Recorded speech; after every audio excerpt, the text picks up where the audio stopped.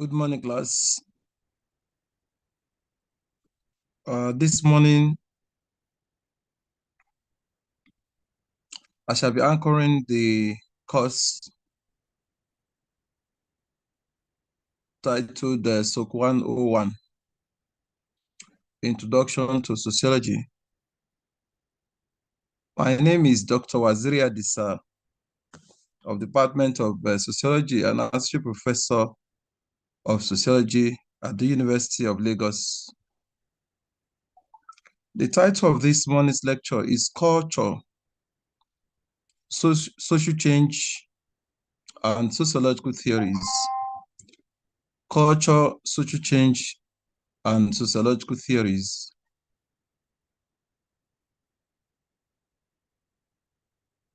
The lecture is expected to take us 2 hours, so I will like you to be attentive as we proceed.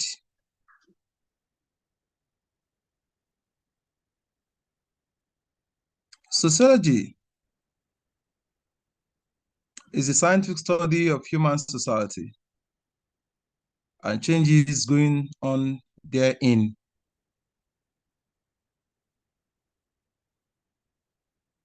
Sociology as a word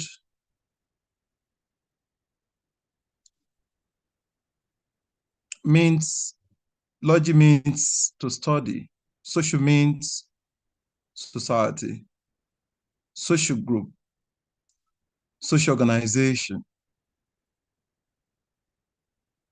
So this discipline simply means the scientific study of human society, social organization, social group. One thing that is unique with sociology is that it focuses on groups as opposed to individuals. It differs from psychology that studies human mind. As a social science, sociology studies every aspect of human life, from birth to death. And that is why we have sociology of education, sociology of science and technology, sociology of communication, sociology of deaths, sociology of urban life, rural sociology, global sociology. Sociology touches every aspect of human society because it's a comprehensive science and is interested in how all of this connects to shape how we think, to shape our lives, and to shape human development.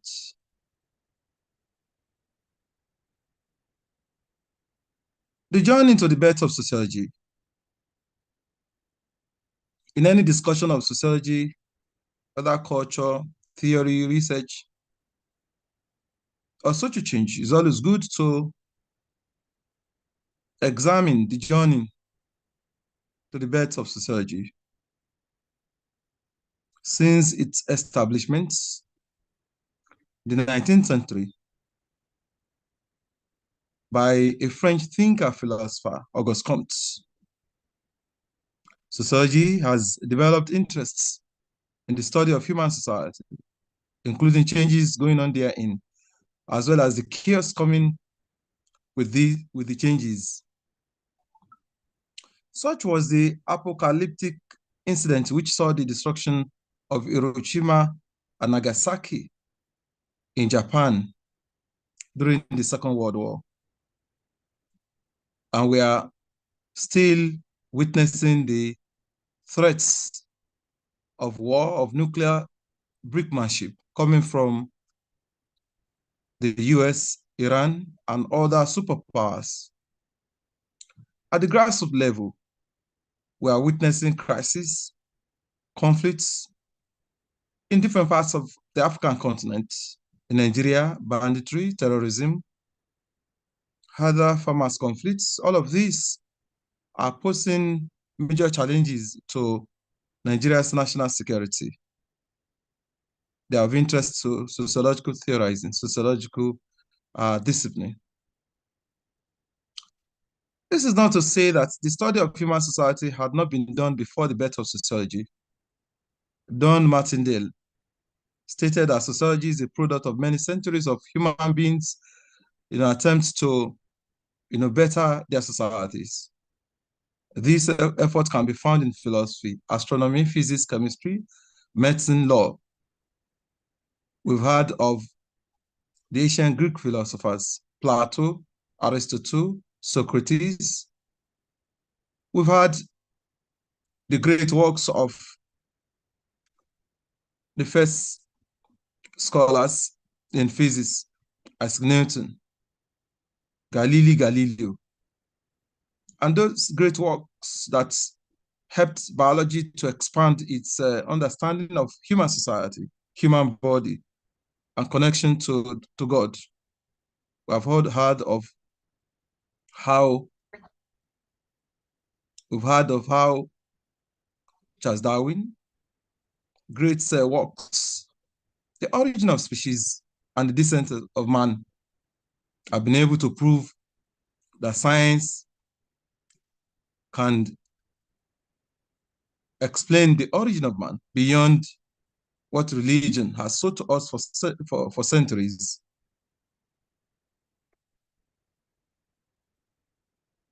Sociology, broadly, should be traced to the following changes that had taken place in human life. And it has to do with knowledge, seeking knowledge. How did we start? Man started seeking for knowledge through common sense. Every one of us, every stable, normal individual can use his common sense. It was common sense that man was using to view the world, to perceive things, to conceive ideas, to think of how to eat before different men began to stay together. And then man's common sense knowledge transited to the use of ancient folk wisdom. Yorubas would call this Imo, the knowledge of the elders. The Igbos would call this knowledge from the Council of Elders. The elders are believed to possess much wisdom that enables them to understand how society works, how society progresses from simple stage of development to complex stage of development. Over time, men began to look for things that would be more powerful than common sense knowledge and ancient folk wisdom. And then they proceeded to seek for magical powers. Martindale, in his work, The Nature and Origin of Sociological Theory, asserted that man's common sense knowledge, ancient folk wisdom, ancient magic, all contributed to the birth of sociology. Ancient magic worked for several years, for several centuries, but man was not also satisfied with ancient magic. And they began to look for one powerful being, supernatural being, that will explain the origin of the world, the origin of man. And that led to religion. Multiple religious beliefs came before Christianity. Christianity then came with Catholicism. After Christianity, Islam also came. Religion dominated the world. They determined social change in human society. Religious leaders played a significant role in the development of human civilization. After religion came feudalism. Some individuals began to exercise extraordinary powers in order to control others. And that led to feudalism. The Queen of England, the King of France, we've heard of the Roman Empire, Ottoman Empire, Ashanti Empire, Ghanaian Empire, Kanebono Empire, Oyo Empire. All of these empires existed during their times, and they exercised great powers, especially the Roman Empire. Feudalism thrived for several centuries. The kings became representatives of God on earth and a great source of human knowledge. This added to the learning process of man, added to common sense knowledge, ancient folk wisdom, ancient magic, religion. But man was still not satisfied. Philosophy then came. Philosophy, we've heard of great Greek philosophers, I've mentioned them, Plato, Aristotle. And then it got to a point in human history when human literature disappeared. Some of them disappeared. The man entered into an age called Dark Ages. Man led people, those great civilizations lost some of their literature. The Middle Ages, the Black Death. The Black Death was a global pandemic, a pandemic that occurred in 1346, just like the coronavirus. It killed more than half of English population, affected several parts of the world. It was this singular incident that contributed to the Renaissance in 1400. The Renaissance started in Italy. The birth of the British Victorious Revolution. Some of us will be wondering why Britain was fortunate to have witnessed the origin, the beginning of the Industrial Revolution. It was because Britain had prepared for this revolution through the reform of its political system. The British people had, through this victorious revolution, withdrew some of the powers of the Queen of England, then transferred this to the Parliament. When it was time for the Industrial Revolution, it was easy for Britain to move faster than other parts of the world. The Industrial Revolution, 1760 to 1850, was also a great development, such a change in the history of humanity. The French Revolution, 1789 to 1799. All of these contributed to the emergence of sociology, to the emergence of knowledge, what we think we know today, including science. I've defined sociology. Sociology is a comprehensive science. It deals with the family, the economy, religion, the states, technology, the legal system. It deals with all of these. What we intend to do today is to draw a relationship between sociology, culture, and social change. Sociology is interested in the study of culture, the study of social change. It does this by theorizing, and that's why we shall be discussing the theories of social change later. What is culture? Culture is the totality way of life of a people, which usually comprises of their norms, values, folklores, folkways, laws, customs, traditions, beliefs, laws, religions, science, and technology.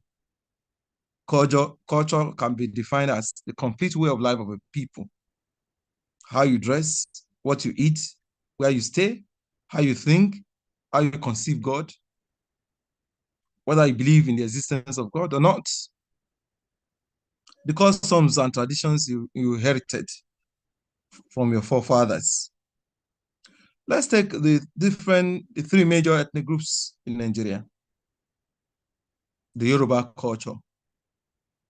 Yoruba culture is rooted in the culture derived from Ife and Oyo. You must have heard of the Oyo Empire, Oyo Mesi. So Yoruba culture is rooted in democratic governance. Yorubas operated centralized political system before the coming of the colonial masters. In the north, the emirs also ruled their people through a centralized political system. However, in the east, the governance was more at the village level. So every society will have its norms, values, folkways, folklores, customs, traditions, and so on and so forth. Culture can also be described as the way a particular society or people organize their life, maintain law and order, and create wealth of nations. Some societies believe the dead should be celebrated. In Yoruba society, celebration of the dead in most Yoruba societies is accepted. Among the Fulanis, Hausa Fulanis, the Muslims, the celebration of the dead is not as elaborate as what we have in Yoruba society. And what this tells us is that culture is relative to space, to time, to environment. An individual who was socialized in the Southwest, when he or she moved to the North, may have some of his values altered because of a change of environment. Types of culture. Culture can broadly be divided into two: material culture and non-material culture. Material culture is what aspect of human culture that is tangible, that we can see, that we can feel. The book that we use, the dictionary, the phone, our fridge, the chairs that we use in our offices, our vehicle, the building, the nature of building. If we look at different Nigerian societies with different patterns of building their houses. If you move, as you are moving away from the Southwest, to the corners, you would see visible changes in the way they construct their houses. So the construction of a building is an expression of material culture. What we can see, what is tangible. The clothes we wear is a very good example of material culture. How we treat sick people, right? The type of hospital that they attend. Non-material culture refers to abstract aspects of human culture. This is expressed through interaction, but we can't hold the aspect of this aspect of human culture, cannot be held. Moral values. You can feel it when somebody is not morally upright. They believe in the existence of God. So is an example of non-material culture. Every culture, irrespective of society,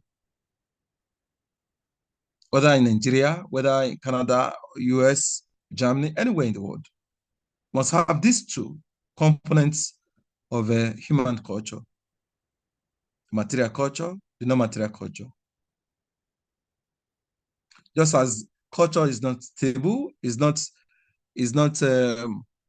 static, right? It's not static. So also material culture is not static. It's bound to change. The material culture of a particular society is bound to change based on cultural contact and other things that we shall be discussing later. And this is also applicable to non-material culture.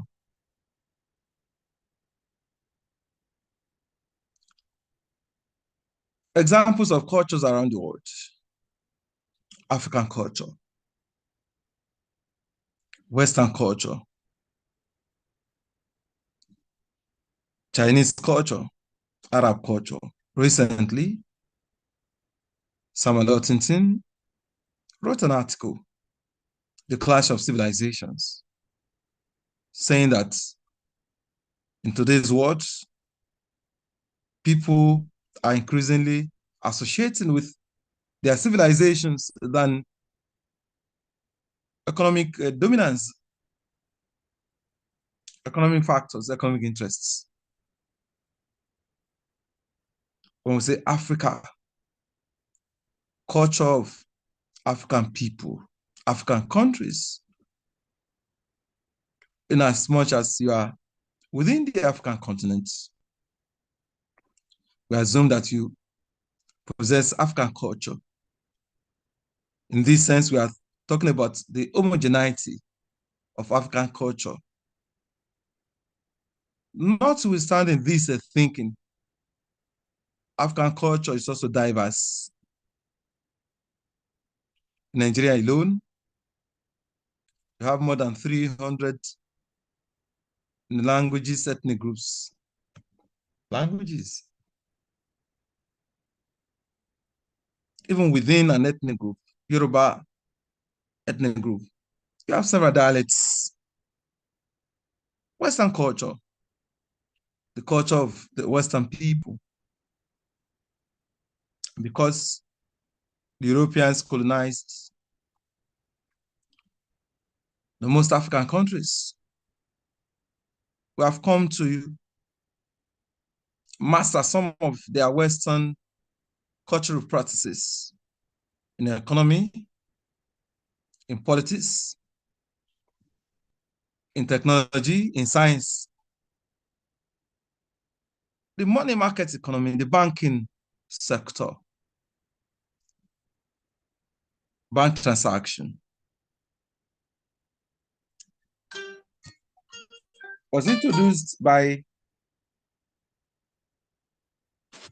the Europeans, the Chinese culture, Arab culture, Asian culture. And think of Asian culture, culture of the people in the Asian continent, American culture, Igbo culture, and so on and so forth, Italian, Portuguese, German, Malian, Nigerian culture, culture of Nigerian people, South African culture, Zimbabwean culture, Togolese culture, Kenyan culture of the Kenyan people. These are examples. How is culture transmitted? Culture is transmitted through culture contacts. You meet new culture. And it begins with the family. The family is the primary unit of society. It is historically and socially mandated to help young people grow from a stage of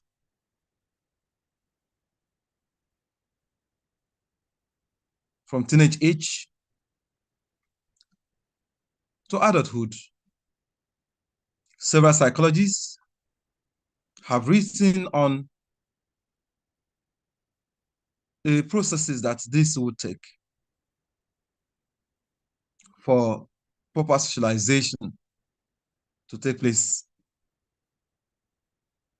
For instance,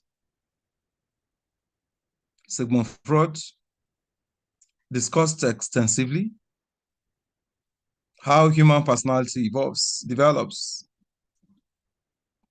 from id, ego, superego, and the nature of interaction. Jean Piaget's psycho-cognitive theory also talks about how our thinking capacity develops from recognition of objects, of symbols, to scientific calculation. And once there is a gap with this, an individual may not be able to cope in life. And that is why some individuals do not like calculation, because they miss the gap. So culture contact, you mean new people. The school is another social institution that's saddled with the responsibility of helping individuals to meet new culture. John Dewey, an American sociologist, argued that the school as a social institution must be pragmatic. Being pragmatic means that the school performs its role of socializing, internalizing knowledge, and transmitting appropriate moral orientation to young people. Erik Erikson, psychosocial theory of child development, listed eight stages that every individual must pass through before we can say that we have matured, we have internalized the expected moral orientation. Lawrence Kohlberg is another psychologist who discussed moral development theory. So the school is very essential in ensuring that we meet new people. Between year 1 and final year, I'm sure that you will have met new people. You are still in year 1 through GST courses, through campus activities, campus politics, hosted accommodation. You are bound to meet new people. You are bound to learn new cultural practices. But all of these have implications for your life. Culture shock. As you are meeting new people, you are likely to be faced confronted by surprises, things that you have never met before. In Nigeria, gay marriage is prohibited. Elsewhere, is allowed legally. When you meet someone who is into gay marriage, becomes a surprise to you. That's what is called culture shock. Cultural conflicts. When there is a clash between an aspect of your culture and the aspect of another culture, clash in the ideas and ways of life of two cultures. As you are meeting new people, this is bound to occur. It's expected.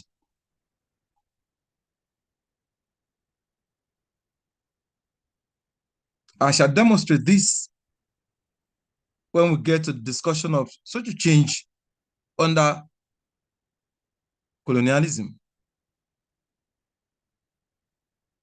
Assimilation is to accept and practice another culture. Assimilation. This was a policy of the French people, French colonial policy. Assimilation. The British adopted indirect rule system. Did not mandate you to internalize British cultural practices, but indirectly will be mandating you, encouraging you to internalize this culture. One of the great African scholars, Peter Ekin, 1975, noted that under colonial rule, one of the ways of satisfying a British officer or any of their merchants was to speak Queen's English.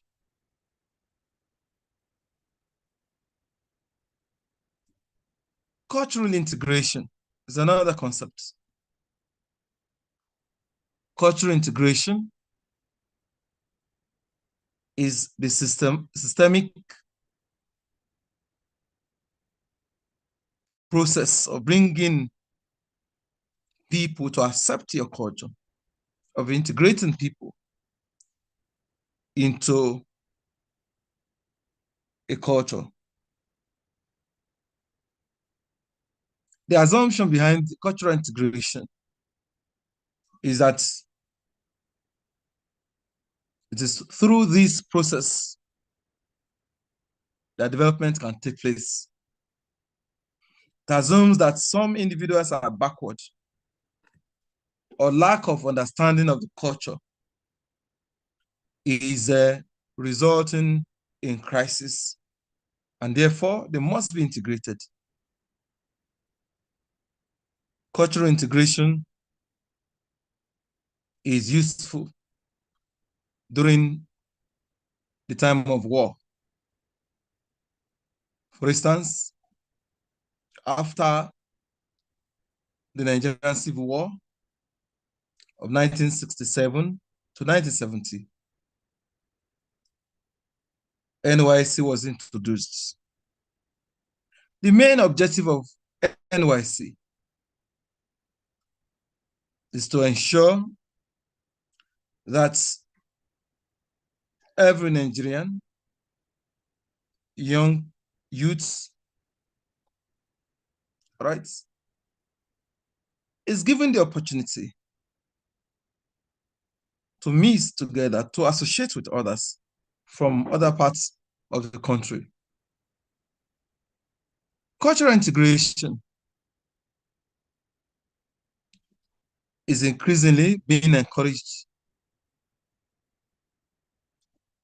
by proponents of multiculturalism. Multiculturalism is a philosophy which believes that people should think of aspects of human culture that unite them rather than those that divide them. So cultural integration is a tool, is a weapon for governments and the international community to achieve this. The next concept we are discussing is social change. What is social change? Social change is a noticeable transformation in the size, nature, structure, and composition of a particular society, which signifies progress from simple stage of development to complex stage of development.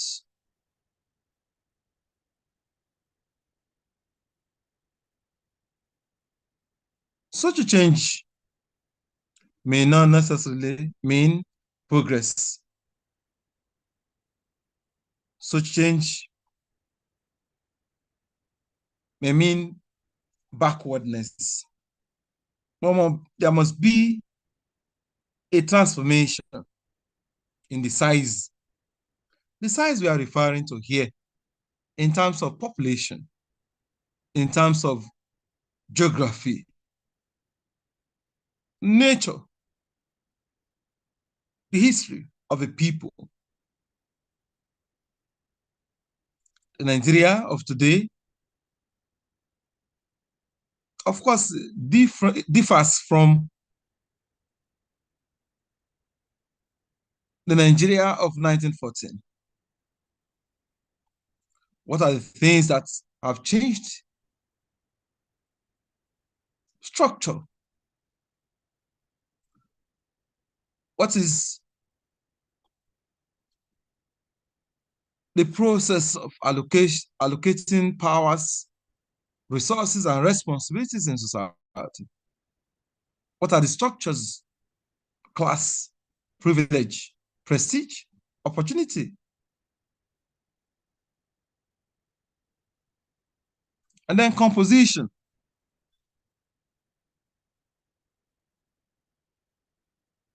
Do we have people of the same descent, of the same history? People who are speaking the same language?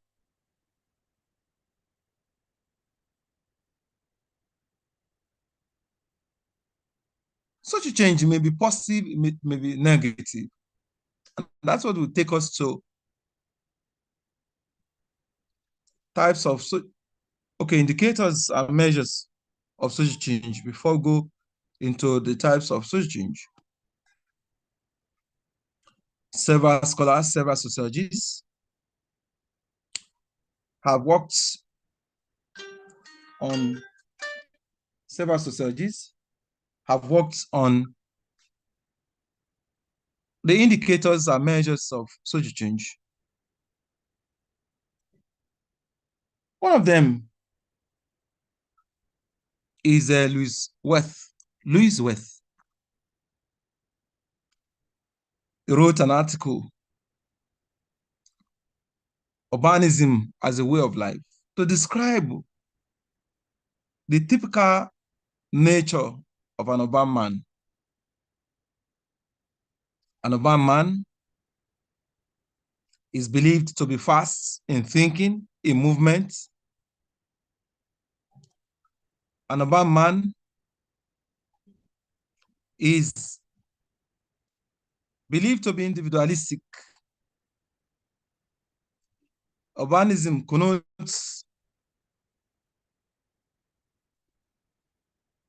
individual attempts to transform and then achieve great things in life. Population change is a major measure of social change. we want to determine if an area has changed from a village to an urban center, you look at the population size, urbanization. This is the process of transiting from village life to urban life.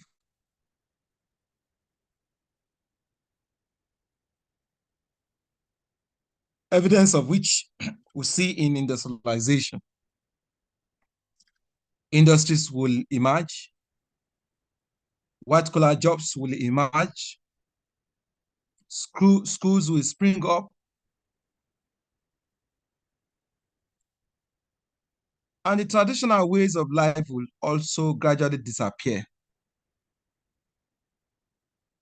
And all of this will pave way for nightlife, night clubbing, drug use, urban violence. Migration is another key indicator. When people move, the Jackpot syndrome is an indicator of such change. Young people are now leaving Nigeria to advanced countries. What is the reason for leaving Nigeria to advanced countries? We're aware of some of them: poverty, unemployment, hunger, insecurity. The so-called Jackpot syndrome got to a peak after the COVID-19 lockdown. COVID-19 coronavirus, of course, disrupted the living conditions of some Nigerians. And this led to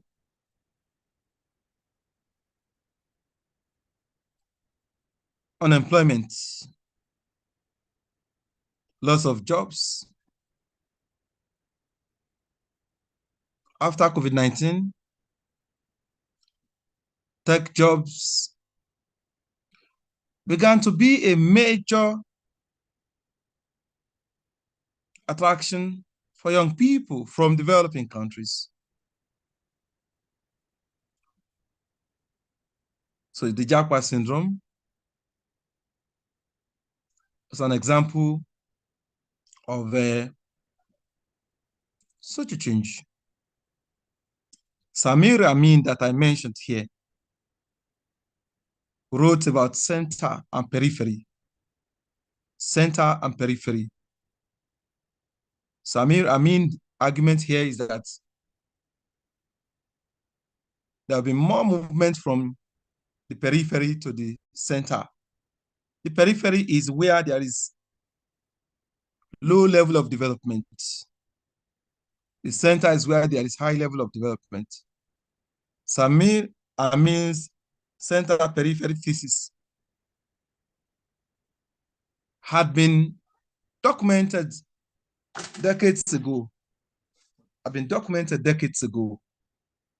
This is the year 2026. We still experience the Jackpot syndrome, a testimony that the theory is still valid. Social life and social organization. Durkheim believed that through social life, changes in social life, social organization, there will be complete separation from the village life to urban life, what he regarded as mechanical solidarity to organic solidarity. Mechanical solidarity is a concept Durkheim used to describe communal coexistence that characterizes village life. Communal coexistence that characterizes village life. Organic solidarity is the concept he used to describe the life imposed on urban people by liberal capitalism. They think more of what they can gain, what they can achieve, rather than what is ascribed to them. Industrialization is another indicator of social change. The emergence of industries. Rousseau wrote about stages of economic growth. I'm not going into that. As you progress in your various disciplines, they will expose you to some of these ideas. David Massey Leland, wrote about achieving society. Achieving society.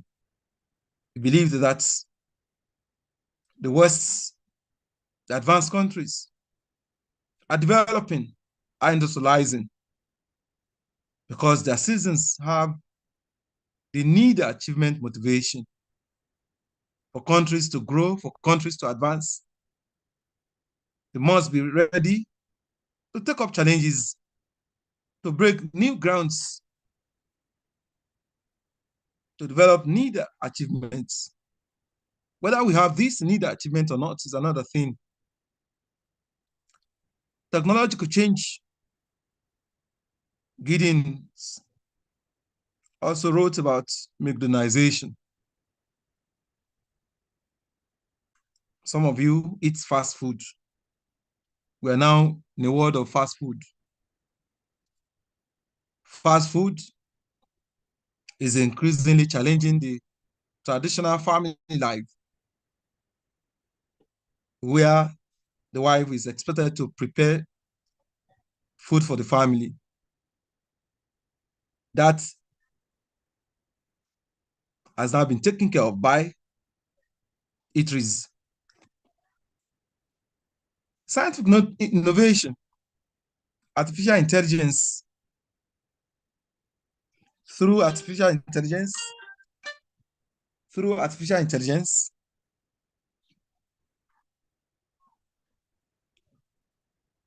you can write a full paper.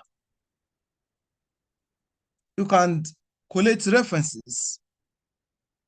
You can collect data online.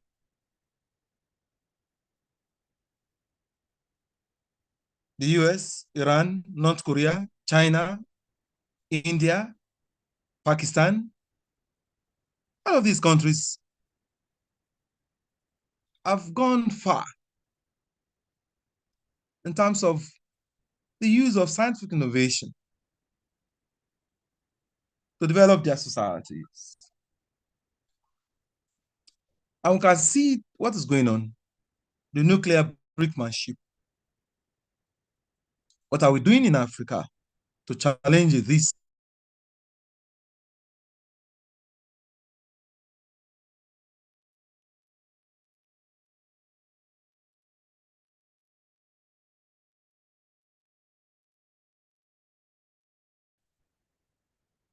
The next year, we are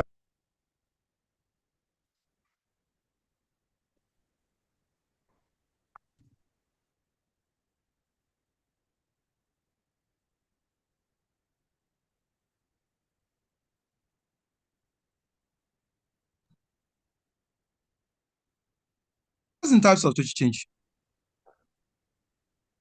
There are planned social change, unplanned social change, progressive social change, retrogressive social change, mixed social change, radical social change, peaceful social change. I shall explain them one after the other.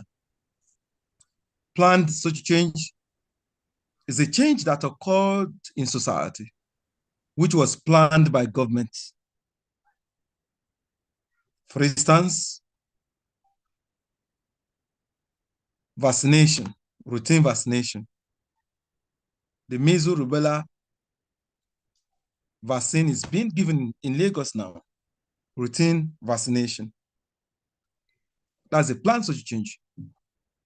The student's loan is a form of planned social change. The federal government's intention on this policy is to assist Nigerian students generally, especially indigent students, those with parents that cannot pay their school fees. Imagine if we have students that cannot pay their school fees, what will happen to them when it is time to write examination? Unplanned social change is a change that occurred suddenly. The coronavirus was a sudden change in our lifestyles. The coronavirus, it led to COVID-19 lockdown. It led to the looting of COVID-19 palliatives because the pressure from lack of food was partly responsible for the looting of the COVID-19 palliatives in Lagos and some other parts of the country. Social change can also be classified as progressive social change when a change in the size, the structure, and composition of a society brings progress. That is when you'll say that a progressive social change has taken place. If you ask me, university education, is it a progressive social change in Nigeria? Yes. If not for university education, we would not have come across sociology and the teaching of sociology today. Retrogressive social change is a change that brings backwardness to society. HIV/AIDS, cancer, right? Coronavirus. However, a change in society can come with both progress and is what we call mixed social change. And there is hardly a change that will not have both positive and negative sides. Take, for instance, the invention of computer. The invention of computer was to facilitate and fast track the processing of information. However, this has somehow been exploited for cybercrime, or called Yahoo Yahoo in Nigeria. Social change can also be radical or sudden. Radical when it is revolutionary. War, such as what's going on between the federal government, between the Nigerian military and the bandits. Because the state has to exercise its autonomy. That's when you regard the state as a state.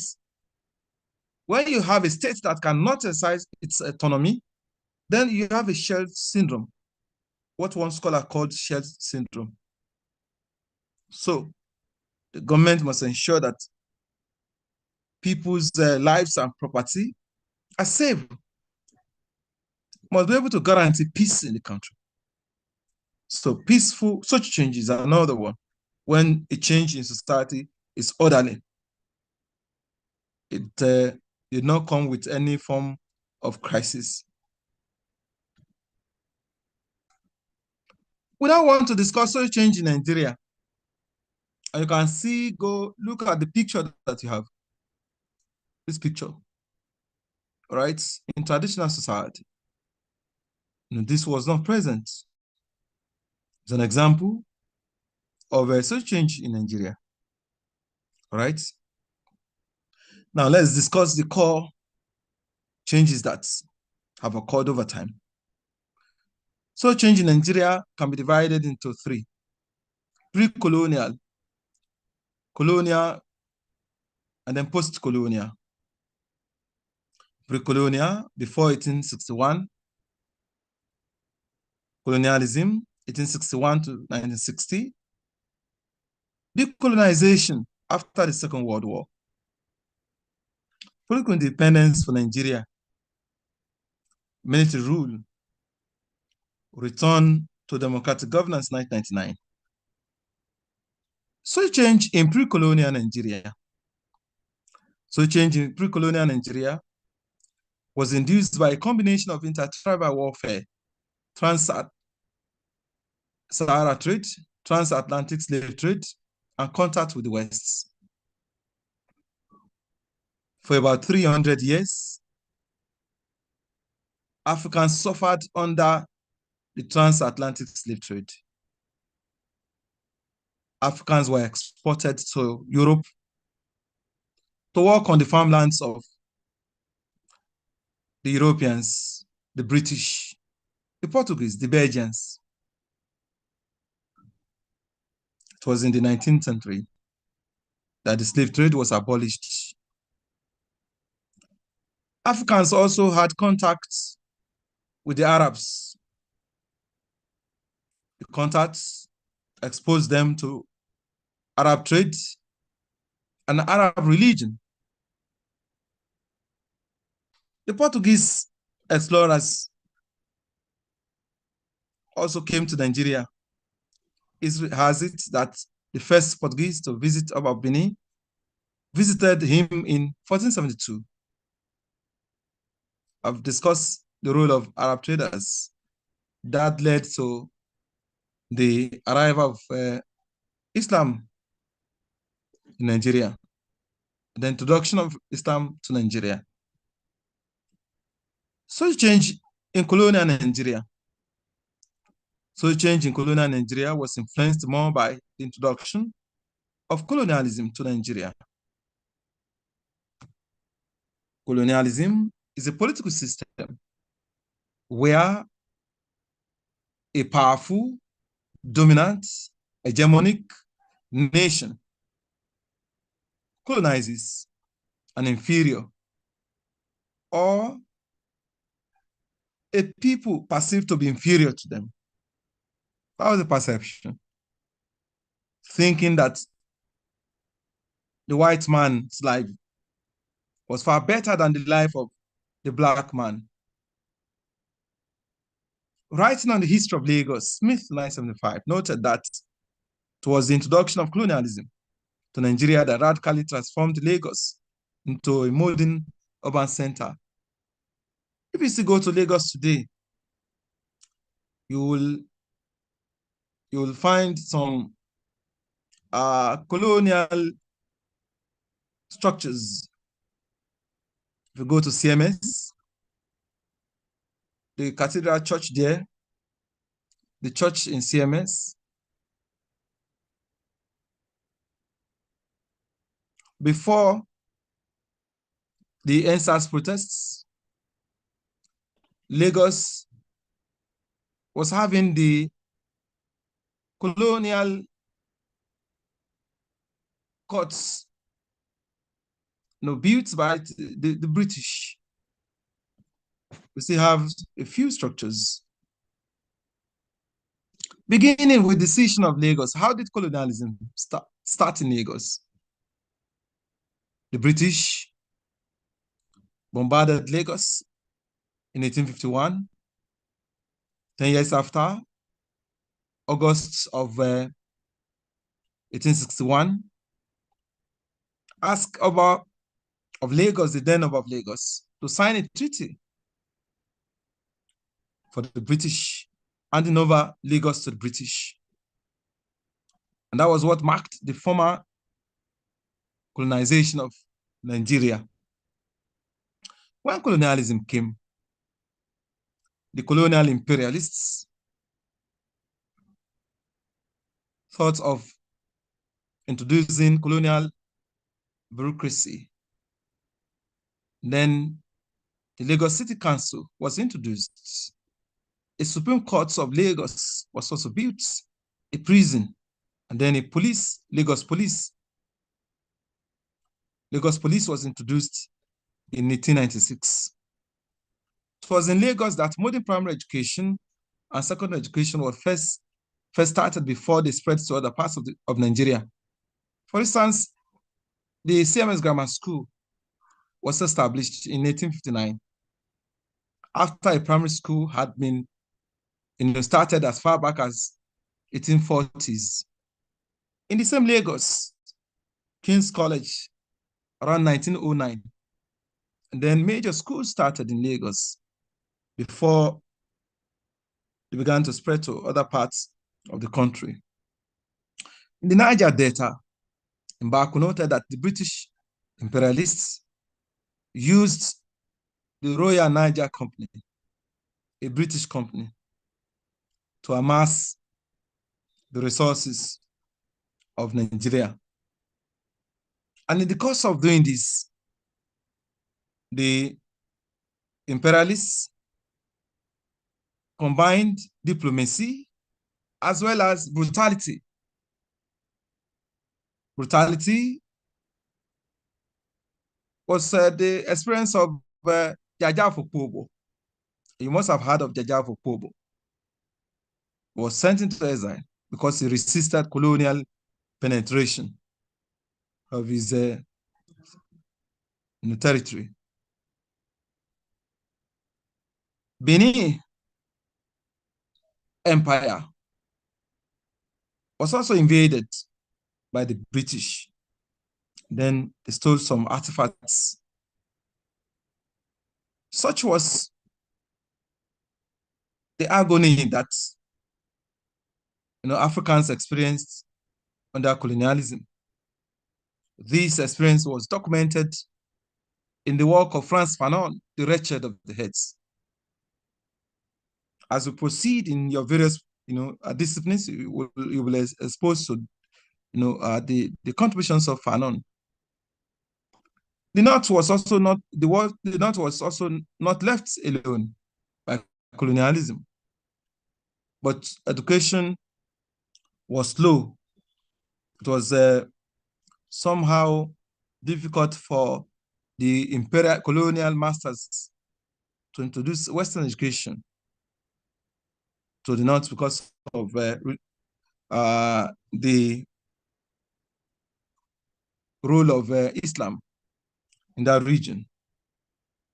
However, in 1914, the British, through Lord Lugard, amalgamated the Northern and Southern protectorates to create what is now called Nigeria. The next is to discuss social change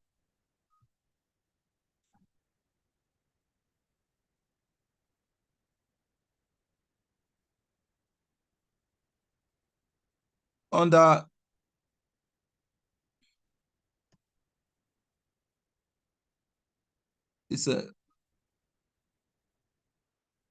okay, I was also going to discuss the introduction of federal constitution. The colonial masters were responsible for the introduction of federalism in Nigeria that divided Nigeria into three: the Western region, the Northern region, and the Eastern region. Of these three, the Western region was the first to witness rapid development through the administration of late Chief Obafemi Awolowo. It was Chief Obafemi Awolowo's action group that introduced free education into the region. So it changed in Nigeria under the military. We're talking about independence now.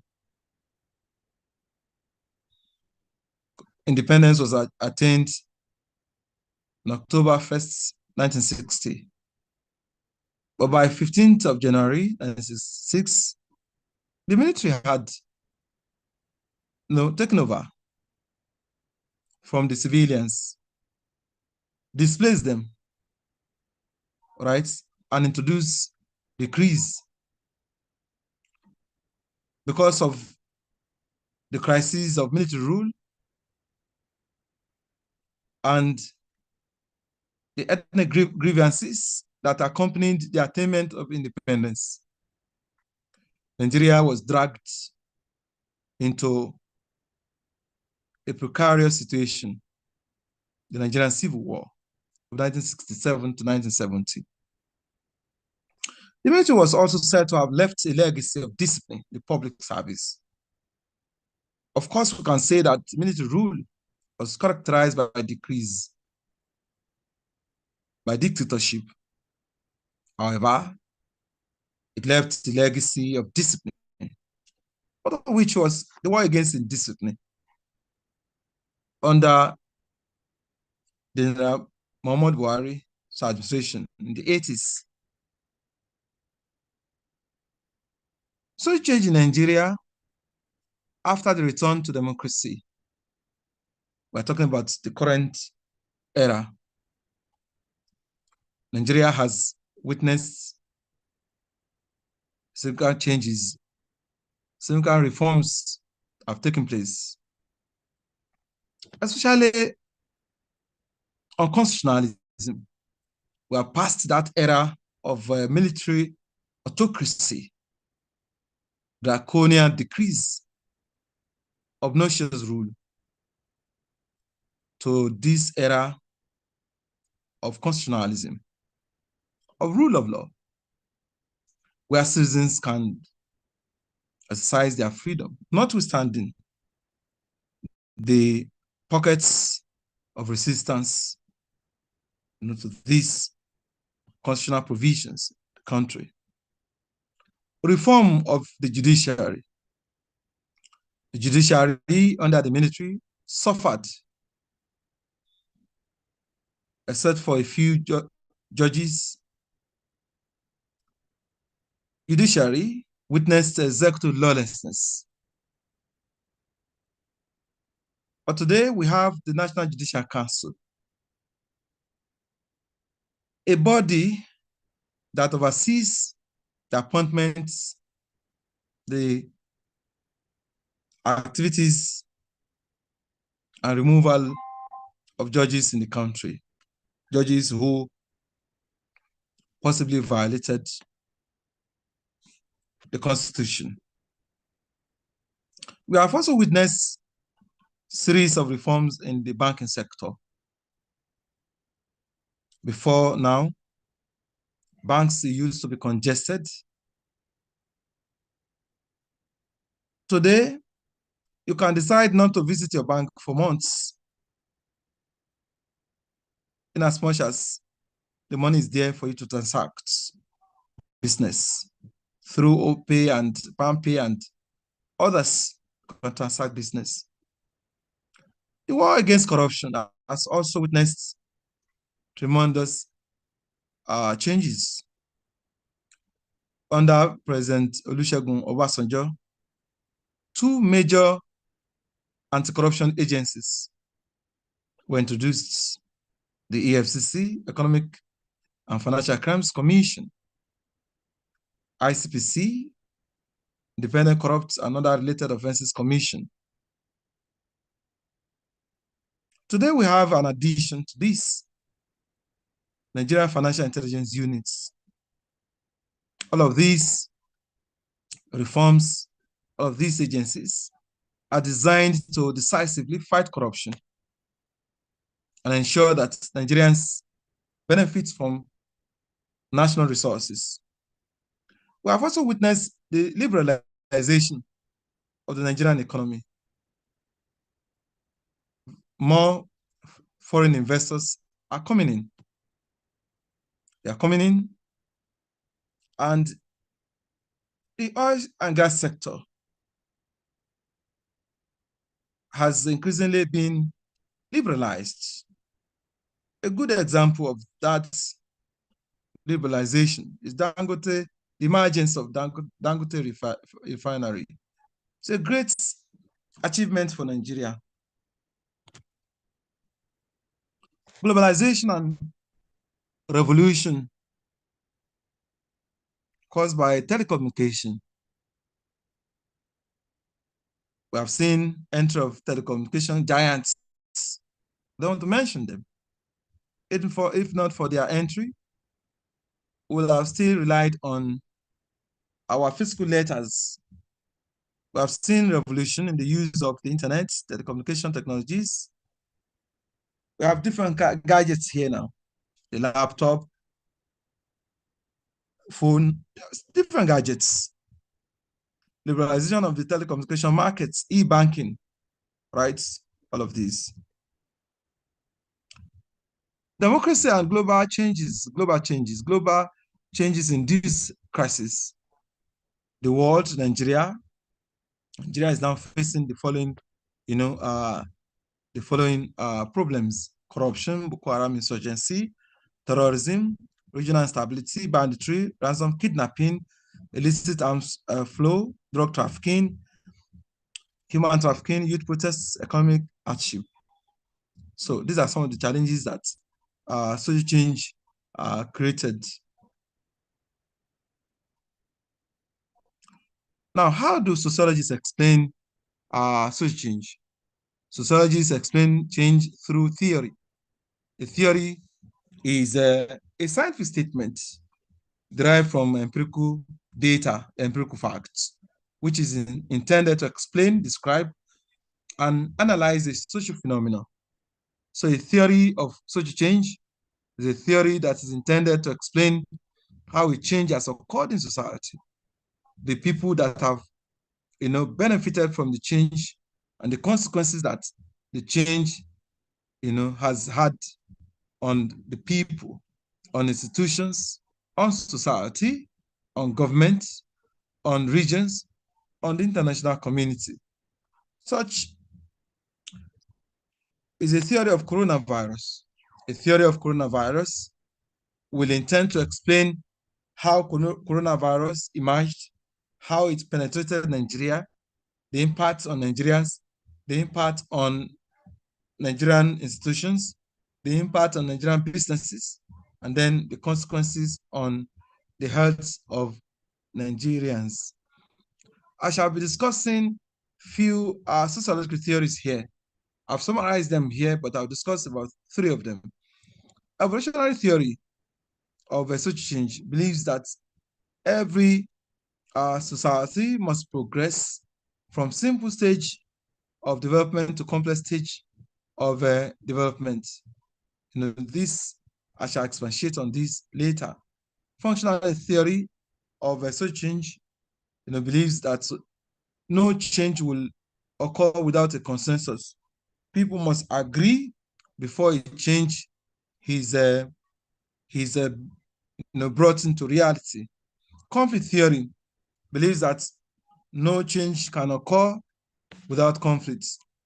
Is the opposite of functionalism. So conflict is necessary. Whether the conflict will be caused by poverty or by idea is our next line of discussion. The number 4, that one is supposed to be number 4, is modernization theory.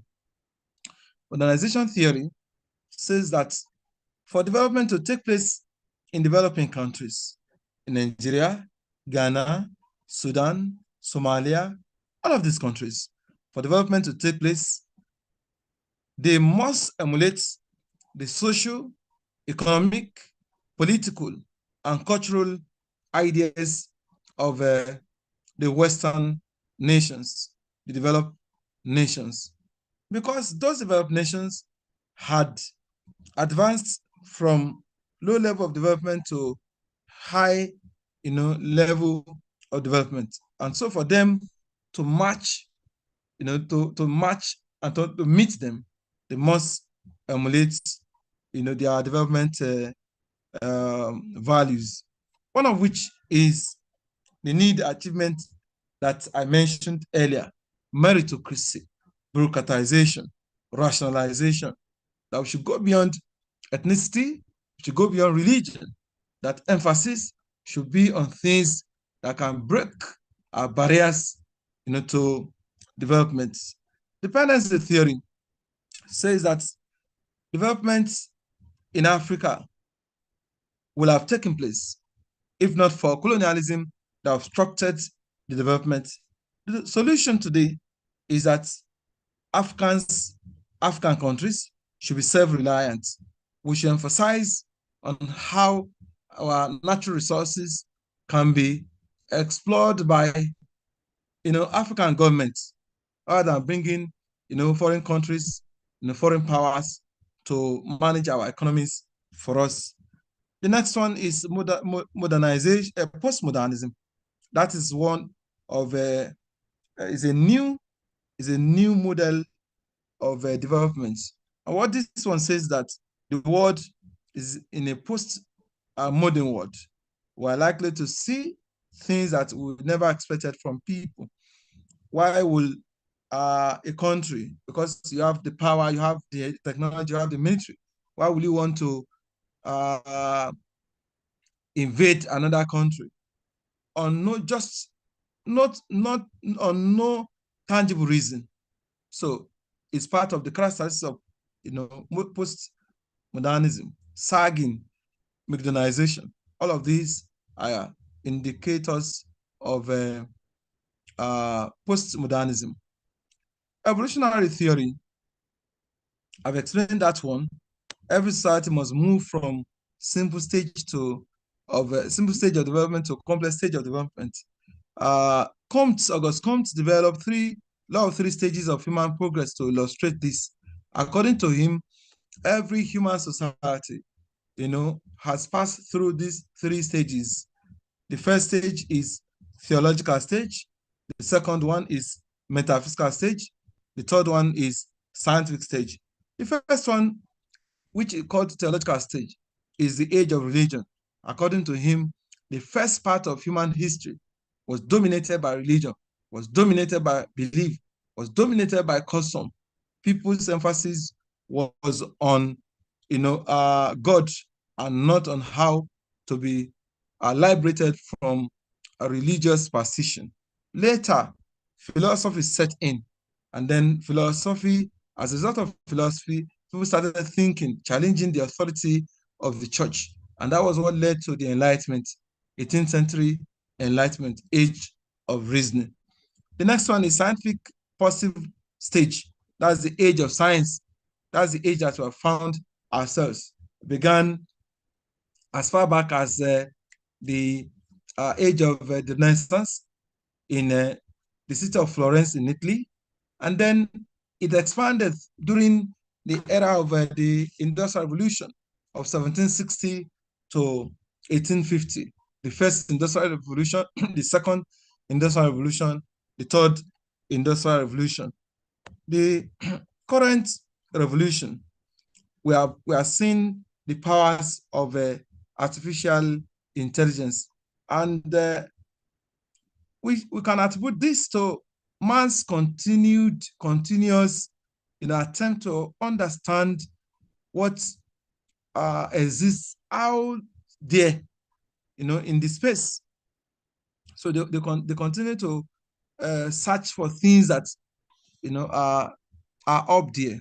So evolutionary theory was pioneered by the founding father of sociology, August Comte.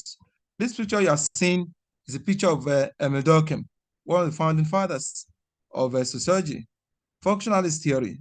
What this theory simply says is that no development can take place without consensus, right? The human society is like a system. As a system, it has different parts. All of these parts must function together, must work together to stabilize the society. Once there is a failure of one, there's likely to be failure of all. If the family, fail to socialize the young people, very well, there's no way the school can succeed in taking them out of drug. So the war against drug abuse, for instance, must start from the family, must go to school, family, school, and then to the larger society. The last one is Karl Marx. This is also one of the founding fathers of sociology, Karl Marx. Karl Marx lived between 1818 to 1883, was a German scholar, He wrote, classical books on class and capitalism. His focus was on the impact of capitalism on class struggle. According to Karl Marx, the history of hitherto existing human societies is the history of class struggle. Karl Marx believed that since time immemorial, conflict has been there, and the cause of the conflict is material condition. Human beings have always strived to improve their material conditions. He then traced the evolution of these conflicts. The first was communalism. In communal society, there was less conflict. Communalism means, people coming together to maintain to manage their property, communal coexistence. And then age of slavery, age of slavery, you know, uh, slave masters, and then the slaves. Slaves will want to protect their rights, and conflict setting as a result of that. Feudalism. There was also conflicts in France, for instance. There was the French Revolution, which started in 1789. France was divided, was stratified into three: the clergymen, the noble class, and the commoners. And so in 1789, the commoners decided to fight the noble class and the clergymen. They wanted freedom from the aristocratic French states, and ultimately they got the freedom.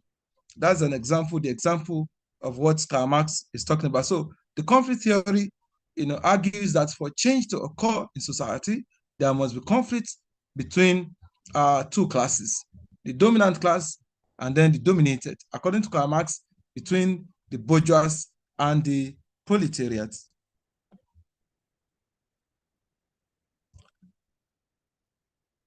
Okay, so conclusion, this lecture has demonstrated that sociology is a science of society.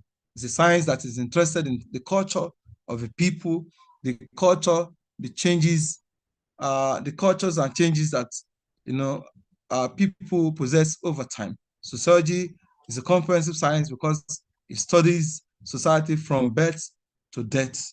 I want to thank you for attending this morning's lecture. So if you have questions, you can ask me. Otherwise, we have come to the end of the lecture. I thank you for attending this morning's lecture. Again, I welcome you to University of Lagos, University of First Choice, and the nation's pride.